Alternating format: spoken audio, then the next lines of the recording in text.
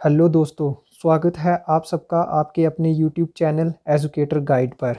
मैं हूं सैम और आज हम सीखेंगे नंबर सिस्टम।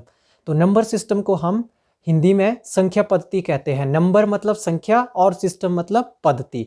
तो आप वीडियो को स्किप करके मत जाइएगा। अगर आप इस वीडियो को पूरा देखेंगे तो मैं 100% दावे के साथ कह सकता हूँ कि आप ज़िंदगी भर नंबर सिस्टम के बारे में जो वो नहीं भूल पाएंगे।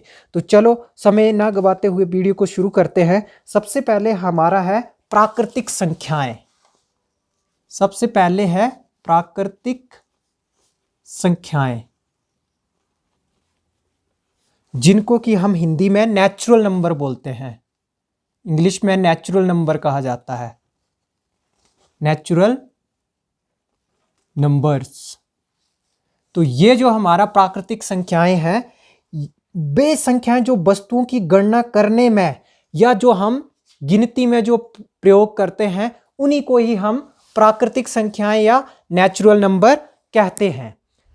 तो इतना तो क्लियर हो गया। वे संख्याएं जो वस्तुओं की गणना करने में प्रयुक्त की जाती हैं प्राकृतिक संख्याएं कहलाती है। और नेचुरल नंबर को हम n इज इक्वल टू 1 2 3 4 5 6 7 और जितनी भी जहां तक भी हमारी जो काउंटिंग है वो जाती है इनफाइनाइट, जहां जिसका कोई भी अंत नहीं है। लास्ट तक जितना हम ले जाएंगे काउंटिंग को, हमें नहीं पता है कि काउंटिंग जो वो गिनती हमारी जो वो कहां तक जाती है लास्ट में। तो प्राकृतिक संख्याएं या नेचुरल नंबर्स, जिनको कि हम n से डिनोट करते हैं, जिनको हम n से डिनोट करते हैं, या नेचुरल नंबर वह संख्याएं हैं जिनको हम गिनती में, जैसे आप सब गिनती में प्रयोग करते हैं ना, तो उसी तरह से जो है वो एक से लेकर जितनी भी संख्याएं हैं वो सारे नेचुरल नंबर होंगे, प्राकृतिक संख्याएं। या जैसे हम किसी वस्तु की, मान लो हमारे पास यहाँ पर कुछ वस्तुएं दे रखी हैं, उसकी काउंटिंग करने के लिए जो हम नंबर प्रयोग करते हैं वो सारे नेचुरल नंबर है। सिर्फ आपको इतना जान लेना है कि प्राकृतिक संख्याएं जो हमारी गिनती है ना, उसको हम क्या बोलते हैं? Natural number. उम्मीद है आपको क्लियर हो गया होगा। उसके बाद है पूर्ण संख्याएं। उसके बाद अगला है पूर्ण संख्याएं। पूर्ण संख्याएं, इसको हम इंग्लिश में बोलते हैं होल नंबर्स। होल नंबर्स, पूर्ण संख्याएं। पूर्ण संख्याओं को जो है वो याद करना बहुत आसान है। यदि प्राकृतिक संख्याओं के साथ शून्य को भी सम्मिलित कर लिया जाए तो वह संख्याएं पूर्ण संख्याएं कहलाती हैं। आपको क्या करना है? इतना सा याद रखना है, जैसे नेचुरल नंबर जो वो 1 से शुरू हो रहे हैं, तो जो हमारे होल नंबर है जिसको हम W से डिनोट करेंगे, क्योंकि होल जो वो H से हो रहा है, होल नंबर में हम 0 1 2 3 4 5 6 7 इसी तरह से इनफाइनाइट, जहां तक जो हमारी काउंटिंग जो है वो जाती है। तो होल नंबर्स वह नंबर होते हैं जिन, जैसे नेचुरल नंबर में 0 को ऐड करने पर जो है वो होल नंबर्स बन जाए। बोलने का तात्पर्य यह हुआ कि अगर आप नेचुरल नंबर लिख रहे हैं तो आप जो हम गिनती शुरू करते हैं, गिनती हम 0 से तो नहीं शुरू करते ना, तो गिनती को जो वो हम 1 से शुरू करते हैं। लेकिन होल नंबर की बारी में हम सिर्फ क्या करेंगे? 0 को जो है वो ऐड कर लेंगे। नेचुरल नंबर में 0 को ऐड कर लेंगे तो वो सभी जो है वो क्या बन जाएंगे? होल नंबर्स, पूर्ण संख्याएं। उसके बाद है हमारा सम संख्याएं। सम संख्याएं जो है, इसके बारे में अब हम जानेंगे। सम संख्याएं, इसको हम इंग्लिश में बोलते हैं इवन नंबर्स। क्या बोलते हैं इसको हम इंग्लिश में? Even numbers. Even numbers. तो इसके बारे में आपको मैं बताना चाहूंगा, वे सभी संख्याएं जो 2 से पूर्णतः विभाजित हो जाती हैं सम संख्याएं कहलाती है।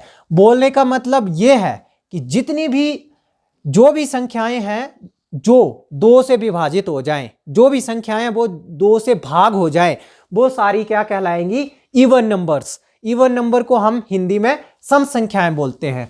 तो सबसे पहला जो इवन नंबर है हमारा वो है 2 4 6 8 10 12 14 16 18। ये सारे क्या हैं? डैश डैश डैश और जहां तक लास्ट तक हमारी काउंटिंग जो है वो जाती है। ठीक है जी, तो ये सारा क्या है, सम संख्याएं।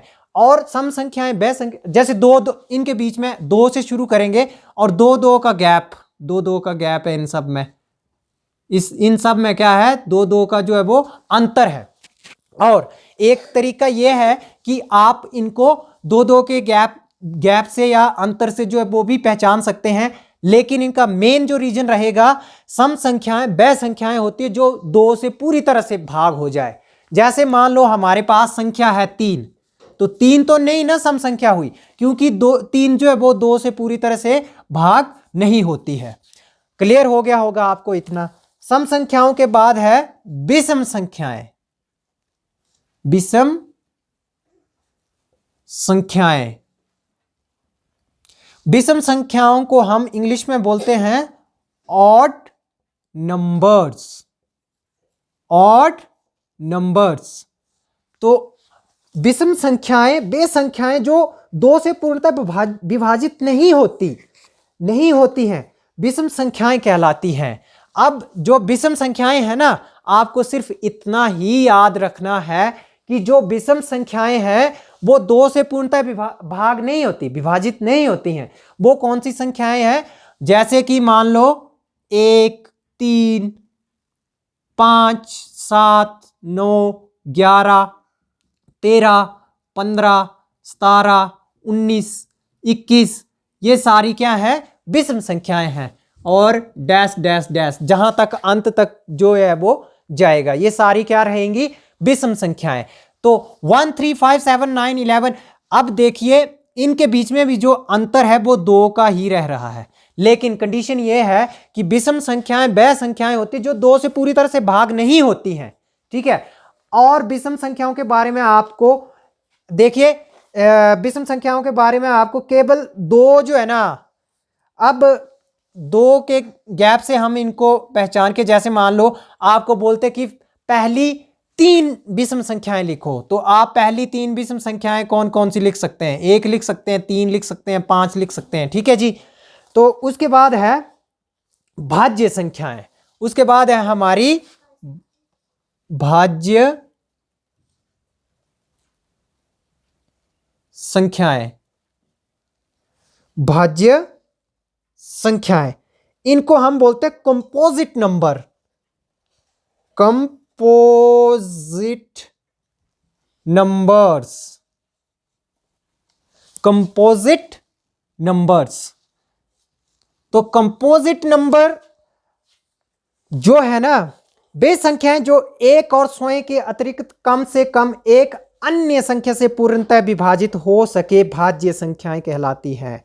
बोलने का मतलब यह है कि ऐसी संख्याएं जो एक से, स्वयं से और किसी और भी संख्या से जो है वो भाग जो है, सिंपल आप इसको इस तरह से भी जो है वो याद रख सकते हैं। आप सिंपल तरह से इसको इस तरह भी याद रख सकते हैं, जैसे जिस संख्या के एक से ज्यादा गुणनखंड हो वो क्या है, भाज्य संख्याएं हैं। जैसे कि 4 संख्या ले लेते हैं हम, 4, तो संख्या 4 जो है ना वो 1 से भाग हो जाएगी, 2 से भी हो जाएगी, 4 से तो होगी खुद से। तो इसके जो गुणनखंड आ रहे हैं वो 1, 2, 4 मतलब 3 आ रहे हैं ना। तो 2 से ज्यादा गुणनखंड वाली जितनी भी संख्याएं हैं, मान लो एक संख्या हम और लेते हैं, एक संख्या ले लेते हैं हम 8, तो 8 जो संख्या है वो 1 से भाग होगी, 2 से होगी, 4 से होगी और 8 से होगी। ये देखिए इसके जो गुणनखंड है ना वो 1, 2, 4 और 8 बन रहे हैं। ठीक है जी, तो वह संख्या जिसके जो गुणनखंड है वो 2 से ज्यादा हो, 2 से ज्यादा हो, या वो 2 संख्याओं से ज्यादा संख्याओं से विभाजित होगी, तो वो संख्या क्या कहलाएगी, हमारी भाज्य संख्या, जिसको हम इंग्लिश में बोलते हैं कंपोजिट नंबर्स। उसके बाद है अभाज्य संख्याएं, अभाज्य संख्याएं, अभाज्य संख्याएं जिसको हम बोलते हैं prime number, prime number. Prime numbers, तो इसका जो है वो इसके ऑपोजिट होगा। प्राइम नंबर वे संख्याएं जो एक तथा स्वयं के अतिरिक्त किसी भी संख्या से पूर्णतः विभाजित ना हो। बोलने का मतलब यह है कि जो अभाज्य संख्याएं हैं या प्राइम नंबर्स हैं वो ऐसी संख्याएं जो या तो एक से भाग होंगी या खुद से भाग होंगी, मतलब जिसके सिर्फ दो ही गुणनखंड होंगे। ठीक है जी। तो आपको मैं बताना चाहूंगा, जैसे मान लो 2 है, ठीक है जी, 2 है तो ये अभाज्य संख्या है क्योंकि ये एक से भाग होगी और खुद से 2 से। ठीक है जी। उसके बाद 3 है तो 3 जो है वो या तो एक से भाग होगा या 3 से भाग होगा। ठीक है जी। उसके बाद 5 है, ठीक है, 5 एक से भाग होगा और उसके बाद 5 से भाग होगा। तो बोलने का मतलब ये हुआ कि अभाज्य संख्याएं वह संख्याएं होती है जो सिर्फ दो ही संख्याओं से जो है वो विभाजित होती है। पहली संख्या हो गई 1 और दूसरी हो गई वो खुद संख्या खुद। जैसे मान लो 17, हम संख्या लेते हैं 17। 17 एक ऐसी संख्या जो एक से भाग होगी और खुद से भाग होगी और किसी संख्या से हो ही नहीं रही है भाग, या जो है वह संख्या जो किसी भी टेबल में जो है वो नहीं आती हो, या वो एक के टेबल में आएंगी या वो अपने खुद के टेबल में आएंगी। तो इस तरह की संख्याएं जो है वो क्या होंगी, अभाज्य संख्याएं होगी। और मैं आपको 2 3 4 फैक्ट और बता देना चाहता हूं। एक ऐसी संख्या है जो ना तो अभाज्य है और ना ही भाज्य है। एक जो है ना ही तो ये भाज्य संख्या है और ना ही अभाज्य संख्या है।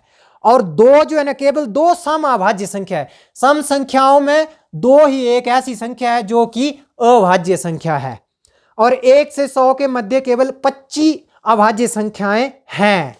तो आपसे कई बार एग्जाम में जो क्वेश्चन है वो पूछ लिया जाता है कि 1 और 100 के बीच में कितनी अभाज्य संख्याएं हैं, तो आप डायरेक्टली जो है वो लिख सकते हैं, आप 1 और 100 के बीच में 25 अभाज्य संख्याएं हैं।